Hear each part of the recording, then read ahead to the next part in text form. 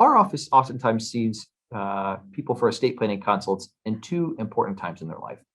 Perhaps when they're in their 20s and 30s, they're starting to have a family themselves, and they realize it's not just myself and my possessions on my back any longer.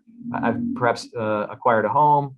I've started into a career where I've started to earn some money, and I've begun to make a life for myself. And importantly, I also want to plan for, if I have children, who is going to be the caretaker for my children, both on a day-to-day level, on a granular level, meaning who's going to provide for them in the morning to get them to school and see them off the bus in the evening, and who is going to be able to manage the financial affairs and whatever assets that I leave for the benefit of my children. The second major time we see people is later in life, when perhaps they're revising their earlier will or trust that they've drafted in their 20s or 30s. The child that they've planned for no longer would need a trust or a guardian because they're now a fully functioning adult. And we remove some of that language, and we plan, revise our earlier plan, perhaps to include, ideally grandchildren.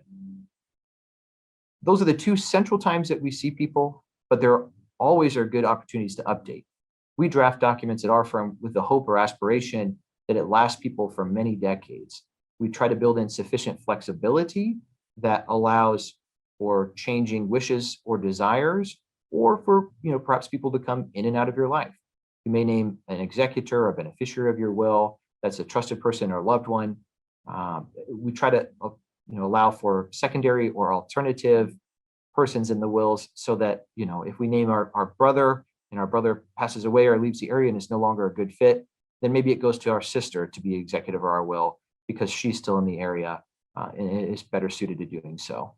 Many of the documents that we provide ideally should last a person for many decades. However, we encourage people to kind of dig them out of the back of their filing cabinet or their closet, perhaps every 5 years or so, just to dust it off, make sure that the provisions or desires are still applicable to their day-to-day life, and that the persons that are named either as executor or beneficiary are still accurate. Oftentimes those things are pretty static, but life has a funny way of sneaking up on you and making changes.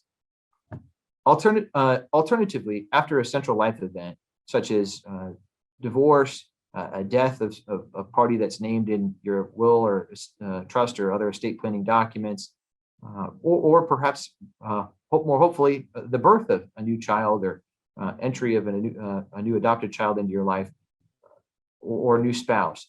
Those are wonderful times to also take out the estate planning documents, revise them, put in a call or an email to your existing estate planning attorney, and make sure that they still suit your life that day and moving forward.